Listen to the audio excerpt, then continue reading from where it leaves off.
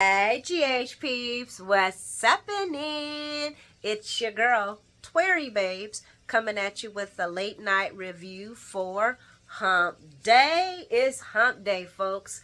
March the 6th, 2024. Hope you guys had a good Wednesday. I had a pretty good Wednesday. I cannot complain. How was GH? GHing for y'all. Any highs? Any lows? Any heartbreak woes? Like with our Dante? If they gonna, if you know, I have a feeling they're not gonna kill. They better not kill off Dante. I'll be mad as hell if they do. But it'd be shocking. I'm gonna say that much. But I'm thinking they're probably going to put him like in sleep land for a little bit so they can probably bring back somebody, or maybe not. Maybe this is just the angst of the story to get Sonny to stop being a gang or thug or whatever he's doing. I don't know, guys. My mind and thoughts are everywhere right now. Everywhere. But anywho, please leave your thoughts, ideas, highlights for today's show in the comment section. You guys know I love y'all thought process, man. Y'all comments be off the chain. Y'all be detailed. Y'all be telling it, and I love it. I love the interaction. I love hearing other people's point of view. I just don't want to hear mine. But anywho, let's talk about it, guys. Let's talk about it. Oh yeah, please like if you like the content. Please hit that subscribe button if you like the content and want to keep getting more content. That also helps me get out in the soapy algorithm of things, so I much appreciate it. But let's talk about it, guys, because GH was given. So we're going to start this off at the GH hospital, and we got Chase coming in, and he's placing guards everywhere at Dante's door and at the front of the hospital, at the front of the entrance to the hospital, to the floor that he's on. And I know Chase has got to be feeling some type of responsibility for this. You know what I'm saying? And it shows through the scene that we about to discuss. It does show. But anyway, Anna and Sonny get updated by Chase because they're walking in as he's walking in, and he tells him, yeah, Dante had he says multiple bullets to the chest. He was wearing a bulletproof vest, but they feel that they were using armor-piercing bullets. And I kind of figured that. I mean, we all kind of figured that when we seen it yesterday. We seen the blood pooling. It was like, oh yeah, those were definitely armor-piercing bullets. Those were not regular bullets. Because Dante still would have been in pain and probably had to go to the hospital still because them vests don't protect everything. The pressure from the bullets still can do some damage. They went right through, which was apparent when Jason rolled him over and we seen the back. Well, you know, he was applying pressure to the back. But anyway, that's just my opinion. Chase tells them that they ask, you know, how did he get to the scene? And Chase tells them, well, while he was wrapping up questioning Mrs. Wu, the desk sergeant told him about a shooting down, that they received a 911 operated call for a shooting down at the pier, and Chase put two and two together that's where Dante was headed at, so he headed down there, and that's when he witnessed two people already there doing life-saving techniques to help Dante. And then it's like, who were the two people? And Chase lets him know that I witnessed Dex and Joss, saving Dante's life. To which Sonny's face, he was like, these motherfuckers, what the fuck? I told that boy to go on somewhere. While they're talking about that, Portia and an unknown new doctor, kind of sexy, is working on Dante, trying to prevent him from coding.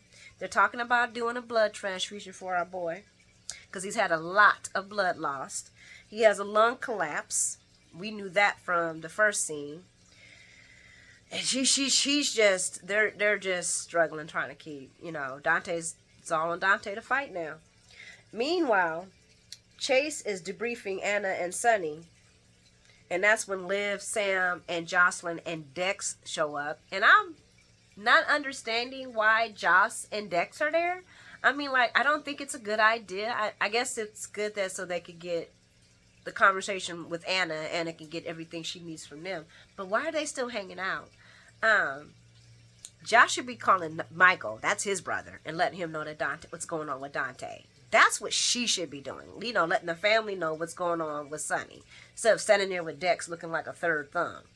And Dex don't need to be there at all, okay? He's just not appropriate at this time. Why are they there, guys? Y'all tell me. I get the point. Yeah, you give the information to Anna, but then go about your business. That's not cool. I think they should not be there. Joss don't have now she about the family. Girl, you better get the family that's supposed to be there, not you. I'm sorry, guys. That's how I feel. I'm not hating on Eden. I love me some Eden, but Joss, you need to go get Michael, and you and Dex need to. Y'all done did y'all little police talk. Now y'all need to skedaddle. There's no reason for y'all to be there. Moving along. Yes, I said it. She needs to be calling her big bro and telling him his brother got shot. Shoot, Michael needs to be there. He's more of a brother to Dante than Joss has ever been. But anyway, Liv automatically accuses Sonny of having something to do with Dante's shooting. And Anna tells her that he was pursuing 2 suspects when he was shot. And Olivia is still blaming Sonny. Well, if it hadn't been for Sonny being there, my son wouldn't have been there. And I'm like, actually, I don't blame anywhere. I honestly, I don't blame Sonny for this. I think that's far-fetched, and she apologizes later for that. But I don't blame Sonny for this. I'm still sticking with Chase. Why did you leave old boy with 2 suspects? And let me get on it, because we're gonna talk about that too. And I know I'm not trying to hate on Chase, but it ain't adding up, okay? Meanwhile, Dante is struggling, okay? And then we're going to go back to Olivia bringing up Sonny shooting Dante in a roundabout way. And I wanted to say, well, that time was kind of your fault, because you never told the man that was his son until it was too late and he was bleeding on the floor. So you need to point that finger on yourself, Olivia. And before y'all come at me talking about what she didn't want, Dante being exposed to Sonny's lifestyle, then explain getting pregnant by Julie and Jerome. I'll wait. I know she knew he wasn't crap much later on, but she still got knocked up by him. I guess she just got her coochie just in love with bad men. Moving along. I'm not trying to get on Olivia. She's cool with me.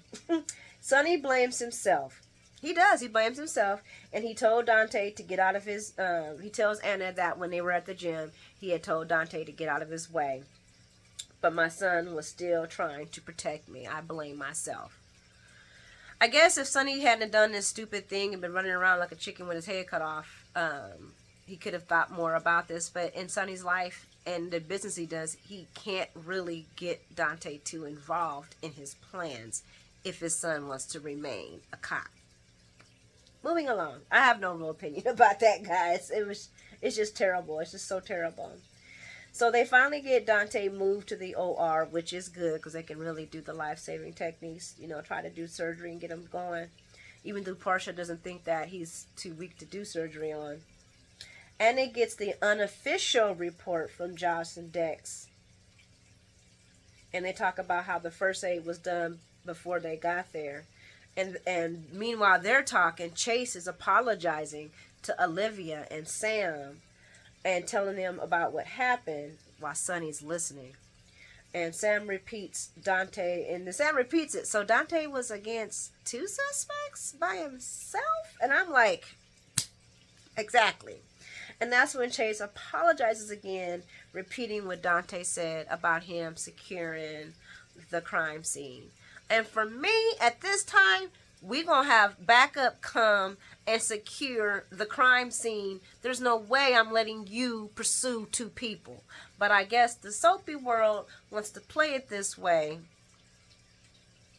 to make the narrative happen with Dante and Jason saving Dante's life and everything like that. Because I guess if Chase would have probably came with him, we probably would have had a death. Who knows?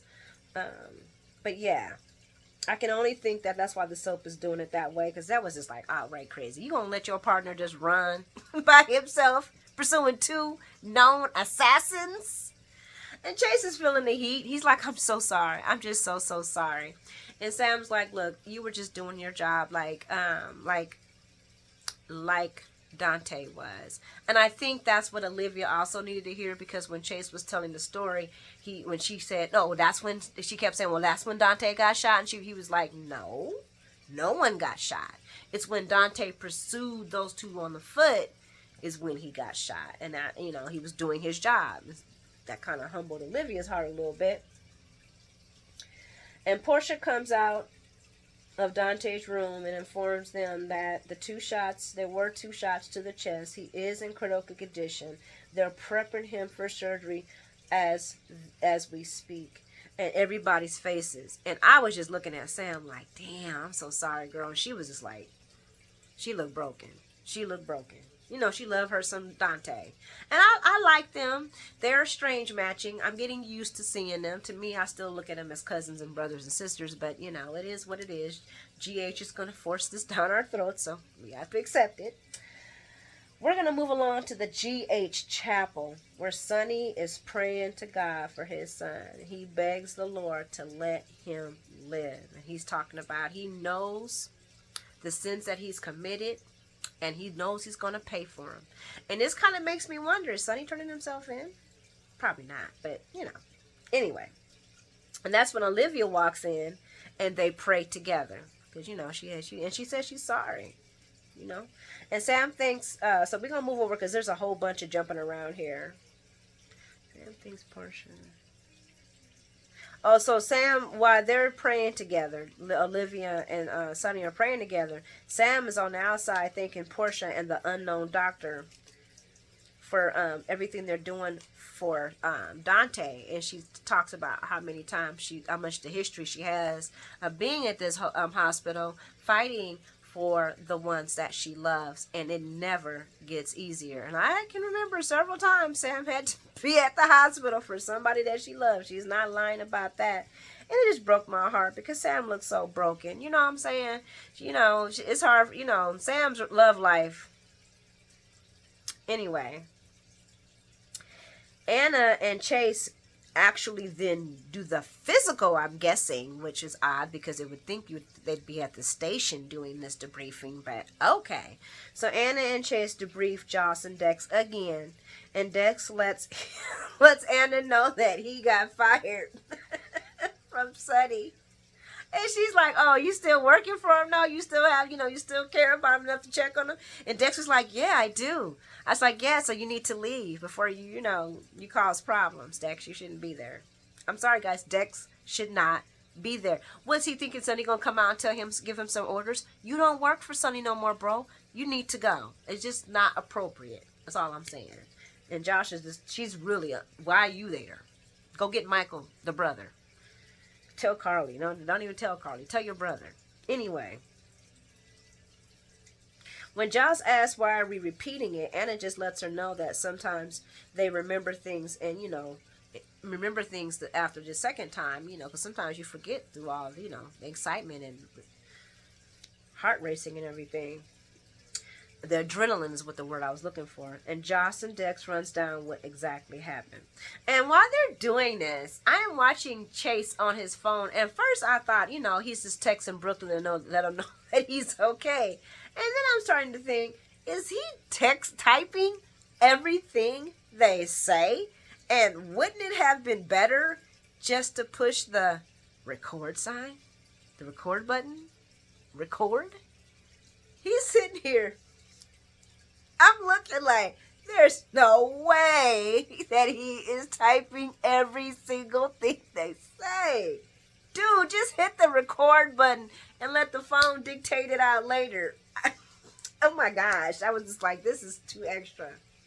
Anyway, we move on over to Anna.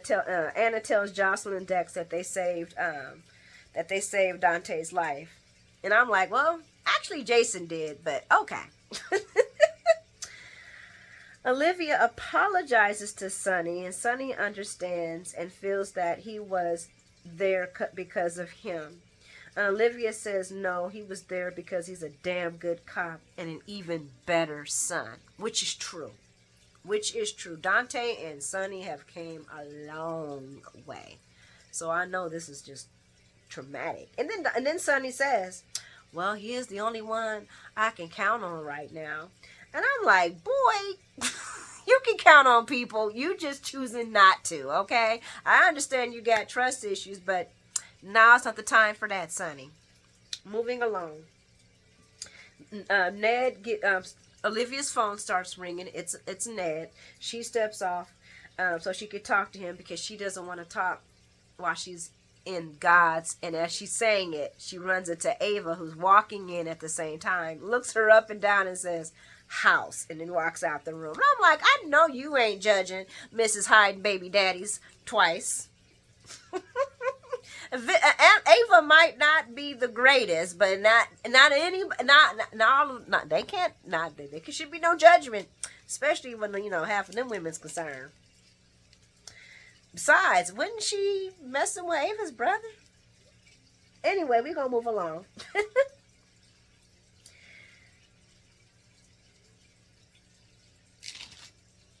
We're gonna move to Chase. Chase updates Anna. There has been no FBI intervention yet. And Anna's like, what's going on with that? I said, well, I guess that gives us time to continue our case with uninterrupted. And I was like, yeah, because you need to get this evidence before. I'm sorry, guys. John does not need to be investigating anything. He has conflicts of interest. He has anger problems. He should not be on this case. Just like Dante shouldn't have been on that case either. Conflict of interest. He is too close to the person. He should have been there protecting his father. Anyway, Anna wants to get the info on the 9/11 caller, and she wants to know who was this person that was saved Dante. She's trying to figure it out. And Olivia tells Sam that Dr. Park said it's too early to give updates, but Dante has a strong will to live.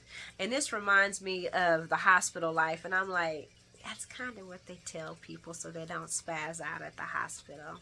Yeah, that's kind of the running thing. They have a strong will to live.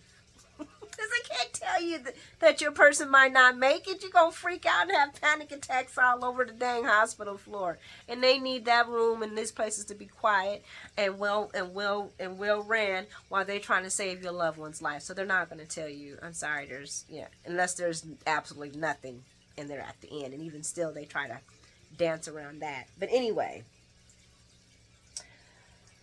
Sam and Olivia give each other support. They're there for each other. I'm wondering, do those actresses love each other? Because that moment seemed odd. Like when Sam grabbed Olivia's hand and Olivia kind of yanked it back. Did y'all notice that? Because she reached out for her hand and she yanked it back. And then she tried to hug her. Then she pushed her off of her. Kind of was like, okay, we done. And I was like, do those actresses like each other? I don't know, guys. Y'all telling me. I was just like, that's a little weird. I don't know. Moving along, we're going to head on over to the Invader. And we got Alexis, and she gets the call about the shooter, and she's heading out to meet the reporter because she thinks the reporter's inept. And as she's walking out, Nina walks in with Mr. DeWitt. Now, I'm going to try not to call DeWitt a twit. He's like an idiot. Not an idiot. That's not the wrong word. He seems like a little bit of an asshole. Okay? I'm just going to say it. But anyway. What did I just say? There's someone she wants to meet. Oh yeah, so Nina comes in and says, I have someone I want you to meet. And Alexis is like, well, I have to go. And she's like, well, I think you need to stay. In fact, you are going to stay. Which Alexis is looking at her like, you're starting to step on my toes. Nina wants her to meet Adrian DeWitt. And she's like, two of the brightest minds should meet. And Alexis smells what she's cooking. And Nina wants to hire Mr. DeWitt to do the social observer, to be the social observer. His words, not mine, aka gossip columnist. My words, not his. And when Nina says we decided, Alexis reminds her that she decided that they needed this. And DeWitt's looking like, I wonder if he's going to write about that. And Nina and Alexis go back and forth and a little, and Alexis thought they were in the discussion phase, and Nina thought they were in the who would write the article phase. And then she says to DeWitt, Alexis does, life could be subjective at times. And I think she was trying to throw little cute curveballs at Nina. Just cute curveballs. I'm not saying what I'm saying it directly, but you know, I'm not saying you stupid or you're jumping ahead or you're doing too much. But I'm just going to use the word subjective. Anyway, Alexis tries to leave again because she's trying to get down to get some real news. And Mr. DeWitt says he needs to leave also. He tells Alexis that it was a pleasure to meet her. And then when Alexis answers back, she's like, it was not a pleasure for Alexis to meet you, bruh. That's what it meant, okay? So then Mr. DeWitt goes on a sales pitch, which Nina is just eating up, and I'm just like, get on with it. We are going to hire you, okay? Can we make something more out of this story? And he just sits down without being asked, but just so presumptuous. I don't know. Something about him. I guess, whatever. And so he's doing his sell pitch. Nina's eating it up. Alexis is straight annoyed, but impressed by DeWitt's introduction and how he represents himself. My words, not hers. Nina wants to hear that she was right. Alexis was thinking, Nina, you told me that I have final approval. Alexis does like DeWitt, but doesn't trust Nina, which you can't really blame her. She's just not sold on, and she's worried about what the paper would become, and she's just not comfortable with it. Nina, okay, so I'm just going to be real. Alexis already can kind of feel that Nina's going to use this to attack people. And Nina's like, well, you just got to trust me. And Alexis don't like that either. And she tells her, and then Nina starts talking about her success with Crimson versus the first issue to the second issue and how their sales were going bigger and bigger. And Alexis has no doubt that Nina knows what she's talking about. Alexis has no doubt that Nina can run a magazine. Alexis, the only doubt Alexis has is, how are you going to be doing this with Drew and Sonny? Are you going to be just using this rag to bring, hurt to my family? I'm just going to bust through the middle point because, that's what basically that was about. Alexis don't trust that Nina is not going to use this platform to attack Drew and Sonny. And Nina's like, well, you're just going to have to trust me. And she adds, without trust, this working relationship is a non-starter. And Alexis answers back, well, if that's the case, then which one of us goes first? So I would like to see this happen where Alexis goes about her merry way, lets Nina have her rag-a-tag magazine, and they turn it back into the crap that it was. And she go back and get her law license because Jason is going to need a lawyer. Jason is going to need a lawyer because he is also the father to one of her grandkids. So she needs to go ahead and let Nina have Invader. Bye. We all know what they're going to do, guys. It's written all over the wall. I really hope the new writers do something different with this. But I do like the fact of Nina and this guy kind of making people's life miserable. It's juicy. I know she's gonna make my favorite people be miserable, but it's just juice, guys. It's soap juice, and I'm for it. I'm looking forward to seeing what the new writers are going to spin with it, but it looks like they might be having it go. We're gonna move it on to Deception because we got Maxie busting out Chase and Sasha about them working together to get her back with Spinelli. Guys, I'm sorry, Maxie's reasons, I agree. I don't like the lying bit. But this, she's judging him by her last boyfriends and mates. I really feel like she's doing that. And she's holding him, Spinelli, in the same peer as Peter and Austin and all the rest of them. So let me just talk about it real quick though. So they finally confessed and said it was obvious. Sasha and Cody finally confessed. And they're like, okay, yes, yes, but it's so obvious that y'all love each other and that y'all belong together. And Cody's like, and I just wanted to do a little pudge, a little nush, and make it happen. And Maxie said it worked. It worked. It worked, and we announced our love, and now we're further apart. We're further apart than we ever have been. And I'm like, that's because of you, Maxie. That's not because of Spinelli. That's because of you. Yes, Spinelli could have handled it a different way, but it seems like you are mad at everybody. You're mad at Felicia, you're mad at Cody, you're mad at Sasha, but you're forgiving all of them, and the one person that you're not forgiving is Spinelli. And yes, guys, I heard it. Spinelli was her trust one. Spinelli was the number one. But girl, cut it. If he was all that, and his heart was in the right place, stop the madness and get back with the man. I just don't want to hear. Guys, they grown. This is so immature. So they discussed why. So Sasha and Cody discussed with her, why is this an issue? And Sasha gets it, of course, and Cody doesn't. And I guess I have the Cody brain because I understand the upsetness, but I don't get it. And Maxie basically says she doesn't like to be handled. I don't like to be handled. I don't like to be played with. And I understand that. Okay, you made your point.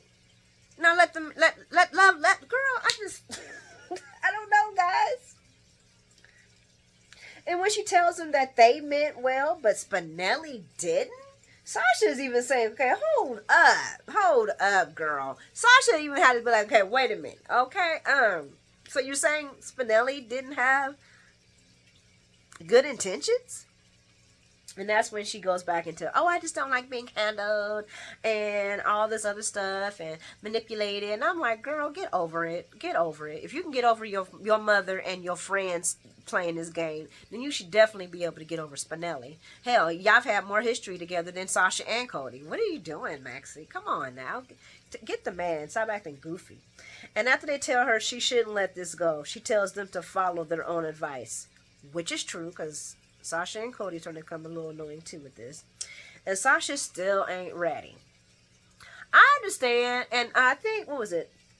Frank and Mr. James Lott Jr. said something about this. And they made a point, with, and I agree.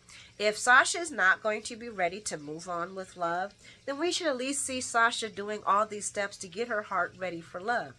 We know that they're doing it off screen, but it doesn't add up when she says she's just not ready, but we don't see what she's doing to get ready. All we see is that she's spending time and time and time again with Cody, which they both agree after Maxie goes to find Spinelli, that they need to stop making up reasons to spend time together and just spend time together because they both like spending time together. And I'm like, okay, then y'all both need to grow up and just be who it is. And Cody's like, well, I'm not that great of a catch, so I'll just keep holding on. And I'm like, really?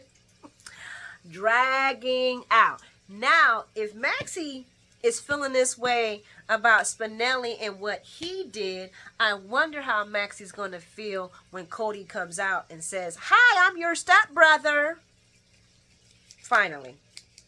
Moving along, we're going to run over to Spinelli. And we're at, I don't know, where was this at? Spinelli's closet? We're going to call it Spinelli's closet because that's exactly what it looked like.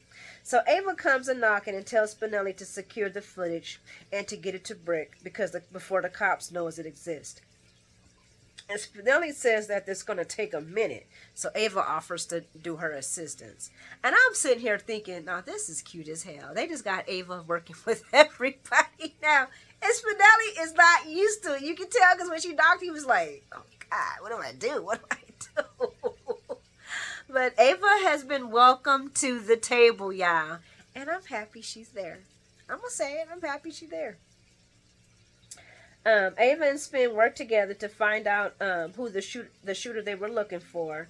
And working together, they Spinelli remembers that there was a silent camera drone that he also planted because the other camera was taken.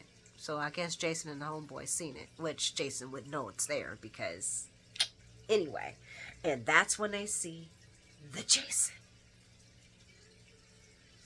Ava questions if this could have been altered or something happened funky to the video, and Spinelli's like, no, there's no way, no time, and he's just stuck like, oh my god, it's my best friend, and what is he doing? And Ava wants to show Sonny and ask, has it been downloaded to the tablet? And Spinelli's like, yes, but he's freaking out because he's like, we got to figure this out. I got, you know what I'm saying? And that's when they get a knock, knock, knock on the door, and it's Miss Maximista. And I'm like, good timing, Maximista, as usual. And Maxie is questioning what's going on and why is Ava there? And Spinelli's like, I'm working a job for Sonny. And what's up? What's going on? And she's like, oh, well, I just wanted to catch up about our last discussion. She wants to talk about relation stuff. And Spinelli's like, girl, I can't do this with you right now. I can't do this. And she's like, what is wrong with you? You act like you seen a ghost. And he says, I did. And she's like, what, where? What are you talking about? And he's like, there. He's pointing to his closed laptop. And he's like, I just can't believe it. I just can't believe it. He said, it's impossible that he's alive and working against Sonny. So that's going to be the plot twist, guys, is that now everybody's going to think that Jason is working against Sonny. And Sonny's going to feel the ultimate betrayal because he's always had a brother, bro relationship with Jason. Moving along. We're going to go back to the GH Chapel, because I admitted this part and I wanted to save it for the last. Oh, I just love Ava and Sonny. But anyway, Sonny asks Ava, did they find something useful? And Ava tells them they haven't looked through everything yet. And Sonny's like, he gets a little loud and he's like, well, you got to find something. And then he apologizes and says, I'm sorry, I shouldn't have done that. And she shows him the tablet and says, some things need to be seen. Sonny's like, what the fuck? And she says, it's him, isn't it? It's him. He's just looking like. And I know all these craziness has got to be going through his mind because this man this is going to probably be the ultimate betrayal for Sonny. Even though it technically isn't. And we all know that J-Dog is working in his own way for Sonny. And he's obviously undercover. And he's the only reason why Sonny's alive. Now, Dex or not, none of them. Jason has been fooling these assassination attempts all this time. But of course it's not going to be portrayed that way. It's gonna look like Sonny, like Jason's the bad guy. It's going to be really interesting, but we all know that Jason's also been shot, and I'm pretty sure he's headed to Liz's house because Liz is going to help him out because spoilers say Liz is going to get a surprise visit from the past, and we all know it's going to be Jason. She's a nurse. She's done this before. But anywho, guys, I think I wrapped up everything. If I didn't, I apologize. But thanks for hanging out with me for this time. I hope you guys have an amazing day tomorrow and have an even more amazing rest. I hope I did good today, guys. This was really hard to talk about because it was a lot of sadness and I was feeling some angst about Dante being on that bed. It was a lot of angst there. Even though I know it's not real, there's still kind of angst there. But this was kind of a hard one to do because of the can't make ha-ha-ha-has about, death and anything like that, or unaliving. But anywho, guys, thanks for hanging out with me. I hope things, I'll be better tomorrow. It just was kind of a weird story to do. But I hope you guys have an amazing day. Thanks for hanging out with me. Like and subscribe. Talk to you tomorrow. Mwah. God bless.